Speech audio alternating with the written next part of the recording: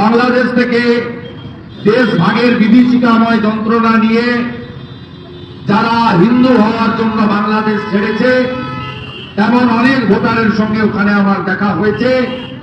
তারা সবাই এবারে একজোট যে আমরা দিল্লিতে এবারে নরেন্দ্র মোদীজির আশীর্বাদ ধন্য রাষ্ট্রবাদী বিজেপি সরকার তৈরি করব।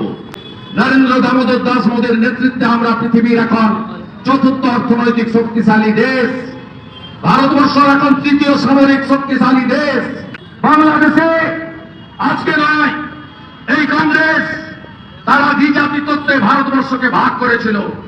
মোহাম্মদ আলী জিন্নার নেতৃত্বে পাকিস্তান আর আমাদের হিন্দুস্তান, তারপর থেকে বাংলাদেশের হিন্দুদের কি অবস্থা হয়েছে বাঙালিরা আপনারা আছেন যারা, তাদের অনেকের আত্মীয় খুলনা, চট্টগ্রাম, বরিশাল, ময়মনসিংহ, শিবগঞ্জ, রাজশাহী সব জায়গায় আপনাদের আত্মীয় ভরে আছে।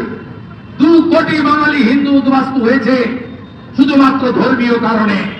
5ই আগস্ট জোর করে জামাতের লোকেরা, মৌলবাদীরা, জঙ্গিরা যখন নির্বাচিত সরকার হাসিনা ওয়াজেদকে হটিয়ে ক্ষমতা দখল করল, আজ পর্যন্ত 596টা মন্দির ভাঙা হয়েছে।